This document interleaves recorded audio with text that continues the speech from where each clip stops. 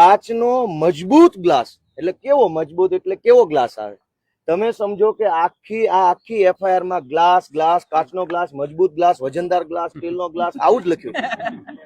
અવડા મોટા. અને હા, ગુજરાતમાં જયારે સરકાર જ બુટલેગરોના હાથમાં હોય તો એને ગ્લાસ તો દેખાવાના, ગ્લાસ જ દેખાય.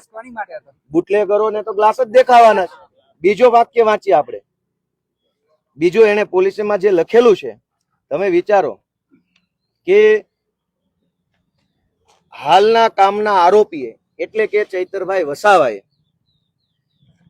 પ્રાંત સાહેબની ઓફિસમાં ચાલુ મીટિંગમાં આવું કૃત્ય કરેલ છે, જેથી કોઈ આગોતરું આયોજન કરીને આ કૃત્ય કરવાની કોઈ રણનીતિ છે કે કેમ?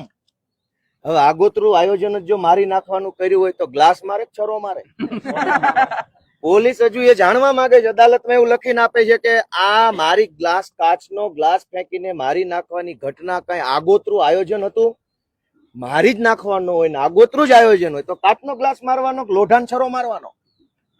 આટલી સિમ્પલ કોમન સેન્સ વગરના વાહિયાત નોન સેન્સ સવાલો લઈને ભાજપના કહેવાથી પોલીસ અધિકારી અદાલતમાં ઉભા હતા. બોલતાય શરમ નહીં આવી હોય કે આવા પ્રશ્નો પૂછવાના કે ગ્લાસ મારવાનું ષડયંત્ર કેવું હોય? એ તો ત્યાં પીવાનો ગ્લાસ. અને આ ઘટના સાચી છે કે ખોટી?